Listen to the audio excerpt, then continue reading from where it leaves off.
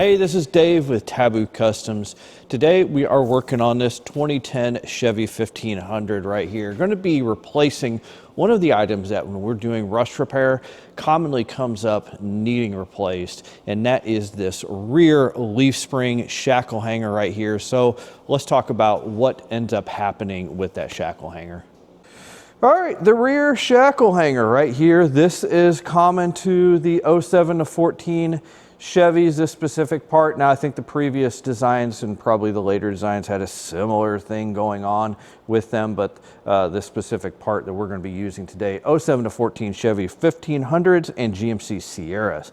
Now what happens with this is a lot of times, and this isn't the greatest example, but we'll explain in a second, a lot of times you'll start to get holes right in this area because stuff will just get packed up and back here, and it just doesn't get washed out very easily, so rust will start here. You may not see it unless you go and you knock off all the scale. Now this one specifically is really starting to get thin down in this area, and you can kind of see it there, but really getting thin on the edge there. And we are installing our rear frame kit here for the Chevy, so with that kit we're gonna have to remove this anyway, and it's best just to replace it. Now with these brackets, you could get them really cheap. I mean, like really cheap. I think you can get them for like $40 a set right now, which is kind of crazy. But also remember, you get what you pay for. We'll put some links in the description, some cheap ones, some more expensive ones if you want to go with something better.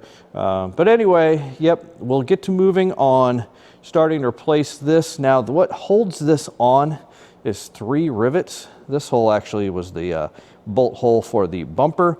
And then you've also got a bracket underneath here that you've got to deal with. And that is also part of the issue with some of the cheap kits. They often don't come with this bracket, and you've got to deal with this rivet up here.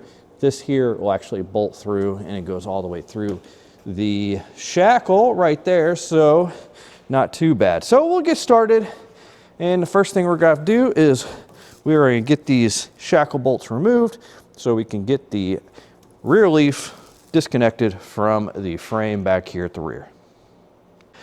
All right, the first step, getting these bolts. Now we are going to probably loosen this top bolt. The bottom bolt though we have to take out.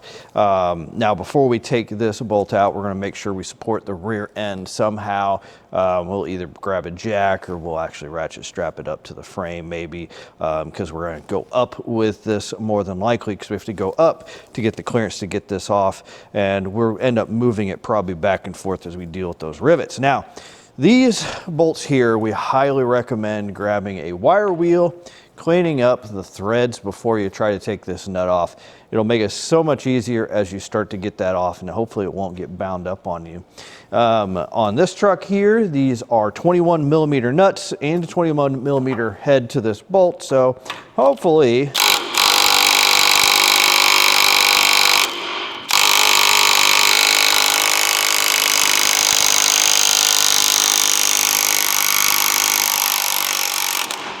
oh, and right there, did take a bit for that one to get started. These bolts are actually pretty rusty.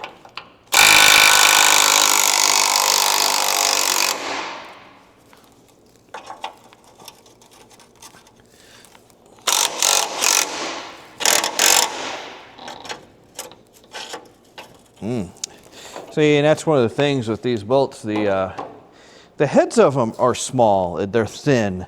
And I believe they're supposed to be 21, but the inside on the bottom one is rusted out to the point to where I'm gonna have to try to either get a 20 on it or grab a standard and try to get that on it. So let's go grab one of those so we can work. All right, we got our 20 on it. Okay, and the good news is that one of the biggest things we always worry about with leaf springs is the bolt getting stuck and seized up inside the bushing, which this one, well, so far will actually move. So we aren't completely seized up, which is good. But now we need to go ahead, support our rear axle, and we'll be back to pull that back out. All right.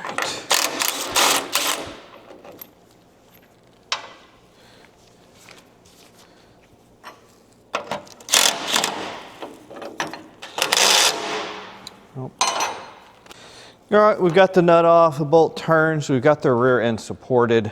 Well, I had the right socket for the bolt, which is stuck on there now. We've got a rubber mallet in case we need to knock this back through.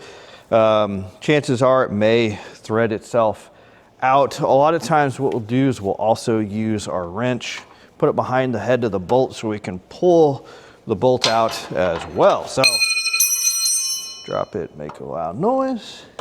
Let's just try to get it out. Oh yeah. Nope, not quite.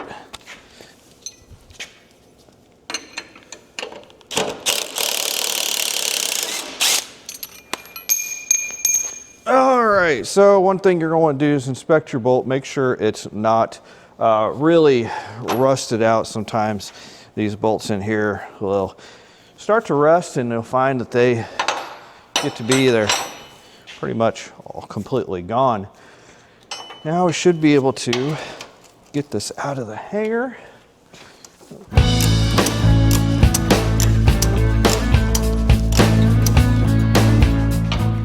Maybe.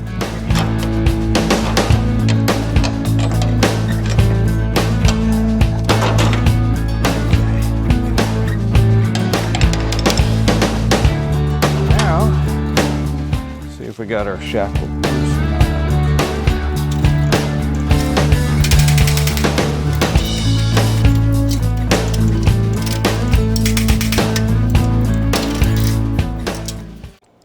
All right, so what we've got, as we kind of warned about earlier, is this bolt is somewhat seized inside the bushing. Whenever I pry in this, I can see this side will move independent of the bushing, but this side will not. Now, these bolts here, OEM, did have a hex on the end, but ours is rusted. We're not going to be able to put a socket on there and actually turn that bolt. The head back here is so thin. Why they put like an 1/8 inch or 3/16 head on it, I don't know. I mean, all I do know, I guess, they're needing clearance back here, but you can't really, I mean, you can get a wrench on it, but you can't really get much force on it. You're just gonna round it off. So we got a little persuasion. Since these bolts aren't threaded all the way to the outside, we do have a little bit of leeway where we can mess up the end of this and not really have to worry about it. So we'll just try to get it loosened up here.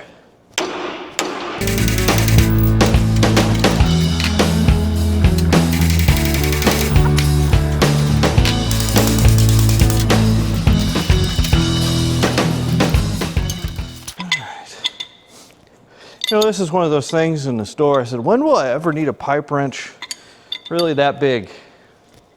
There you go. All right, so shackle's up and out of the way. Now, obviously, I forgot to mention, we've got the bed off. If you don't have the bed off, I'm sorry. It's probably gonna be much harder.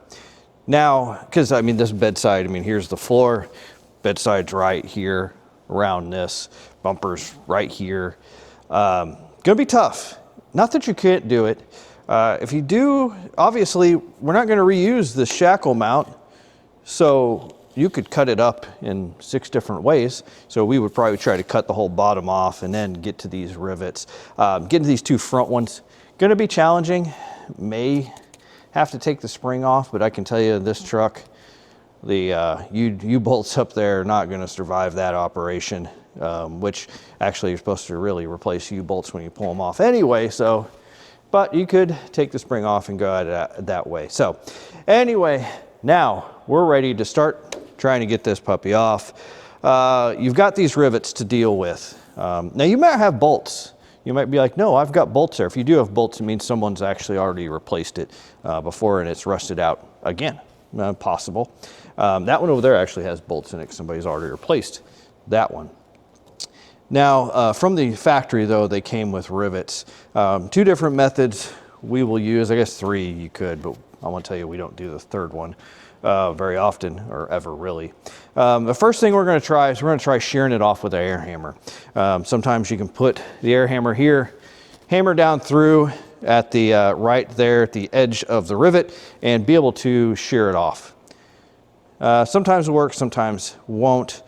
If that doesn't work, we're going to use a hard wheel, come in here and cut the head of the rivet off. Again, we don't have to really worry about this piece, so we're gonna sacrifice some cuts into the shackle hanger. Just try not to get into the frame. That's the big thing. This third option is going in and trying to drill it out, which obviously you could do, but we don't really ever do that because the other two are faster and a little bit better. So let us go ahead. We'll grab the air hammer, see if we can get the rivets out. All right, pretty standard air hammer.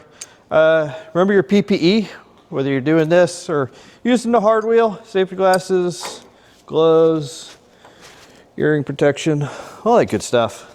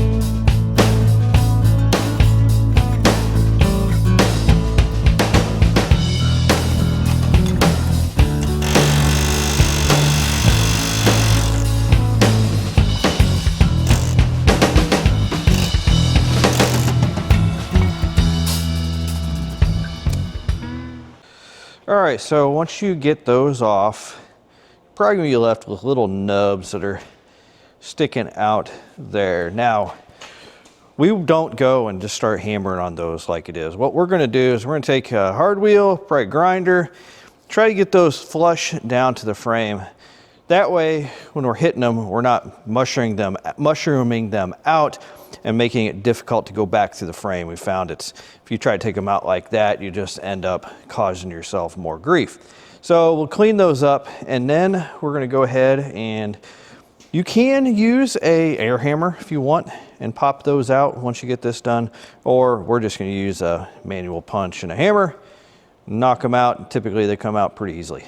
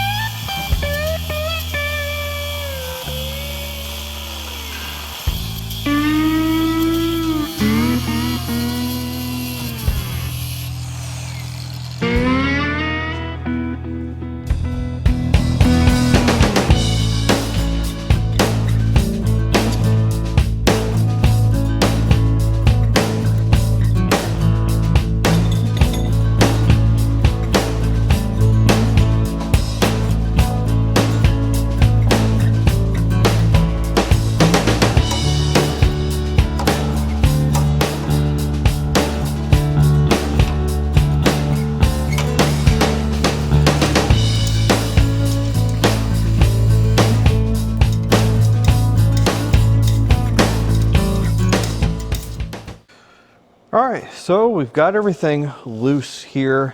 Now we're going to go ahead and talk about the brackets and the installation. We won't actually be able to install these today in this video because we've had to install our kit, but there's really not much to it. Now this is going to be the cheaper kit that we are going to list in the details, and honestly, of the cheap kits that we have purchased in the past, this is maybe one of the better ones. Does come with the bolts to bolt it to the frame. They do say they are grade 10.9, so which obviously is metric if you know or don't know. Supposed to be equivalent to a grade 8. It'll also come with new Shackle hardware. Again, if you want to use that or not, we will often replace that hardware because a lot of them that we've seen come with hardware that's maybe not even marked, which is a little sketchy, so we don't want that. One thing we would recommend is going in, cleaning up the frame back here if you're not going to be doing any kind of repairs back here, cleaning it up, painting it, trying to get some protection on there. You may also want to paint these as well. I mean, you can see they're black, but I'm sure they're just e-coated, which is just one coating. So a second coating, a top coat, would be good on those. But basically, we've had to move our shackle upward, get these in here, bolt them up like that. Now we will put these bolts in, get them all started. Won't necessarily tighten them up until we know that we have our shackle located correctly. You have to get this flipped back down, put your bolt back in, get it loosely in there, and then once we know everything is right, we go ahead, tighten those bolts up to they don't come with any specifications, but if you Google the torque, I mean, you basically want to Google the torque on that size bolt. I will take a look and Google that. I'll put it in the description. So if you're looking for that, because I don't have it off the top of my head, you can go to the description and you can find it there. All right, so let's wrap it up. Now, if you are looking for other items for your Chevy, be sure to check out taboocustoms.com. We've got a lot of rust repair kits there for the 07 to 14 Chevys.